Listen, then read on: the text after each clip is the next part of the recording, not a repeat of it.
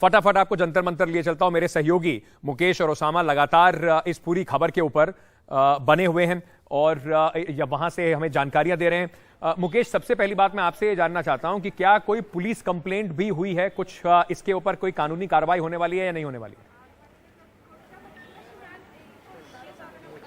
देखिए, अभी तक कोई पुलिस कंप्लेंट नहीं हुई है, लेकिन जो खिलाड़ी हैं वो अभी जंतर मंतर पर बैठे हुए हैं और हालांकि उनको परमिशन नहीं मिली है आगे प्रोटेस्ट करने की, क्योंकि जंतर मंतर पर आप शाम 5 बजे के बाद प्रोटेस्ट नहीं कर सकते हैं, सुप्रीम कोर्ट का आदेश है। तो जो बजरंग पुनिया हैं वो भी पुलिस से बात कर रहे हैं, जो डीसीपी नई दिल्ली है उनके पास वो मिलने गए हैं और उनसे बात कर रहे हैं। मेरे सहयोगी उसामा मेरे साथ हैं, जो कि लंबे समय से खेल पत्रकारिता कर रहे हैं। उसामा, आपने सभी खिलाड़ियों से बात की है, क्या लगता है आपको इस मामले का हल कहाँ निकलेगा और क्या होगा आगे? देखिए, अभी ये कहना काफ़ी मुश्किल है कि इस मामले का हल कितनी जल्दी निकलेगा और कितनी क्या निकलेगा, लेकिन ये बात तो तय है कि आप जैसे कि देख रहे हैं साक्षी मलिक और बजरंग पूनिया दोनों ओलंपिक मेडलिस्ट हैं इंडिया के लिए।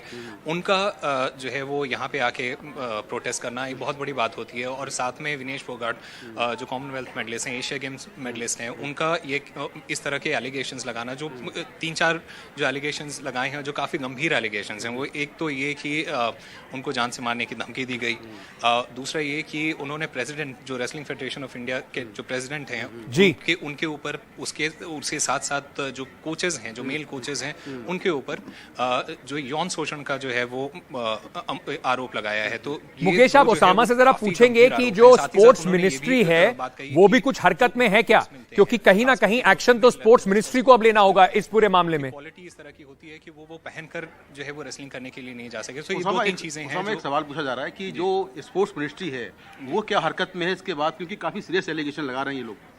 देखिए, अभी तक जो है वो जहाँ तक हमारे पास ये जानकारी है वो ये है कि इसके बाद काफ़ी हलचल तो ज़रूर मची है और इसका जो है वो काफ़ी जो है वो असर होगा स्पोर्ट्स मिनिस्ट्री से लेके जो प्राइम मिनिस्टर्स ऑफिस तक जो है वो इस चीज़ के बारे में जो है वो चर्चा होगी और इस चीज़ का ज़रूर जो है वो हल निकाला जाएगा।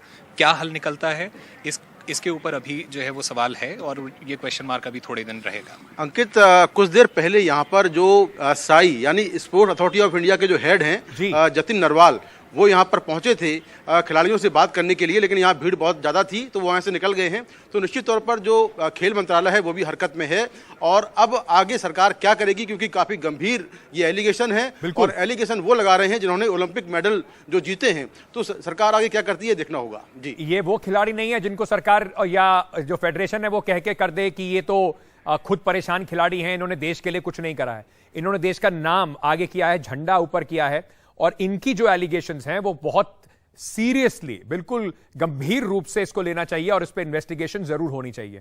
लेकिन बहरहाल ये आपको सिर्फ एक जिसको अंग्रेजी में कहते हैं टिप ऑफ द आइसबर्ग, बिल्कुल आपको सरफेस दिखा रहा है, ऊपरी तौर पे दिखा रहा है कि हमारे देश के अंदर आज भी खेल और खिलाड़ियों के साथ कैसा व्यवहार होता है। इस वजह से भारत में इतने ज्यादा लोग होने के बाद भी, इतने ज्यादा टैलेंटेड लोग होने के बाद भी हम विश्व में एक बड़ी ताकत के तौर पर उभर नहीं पा रहे हैं। बहुत बहुत शुक्रिया मुकेश, ओसामा हमारे साथ जुड़ने के लिए।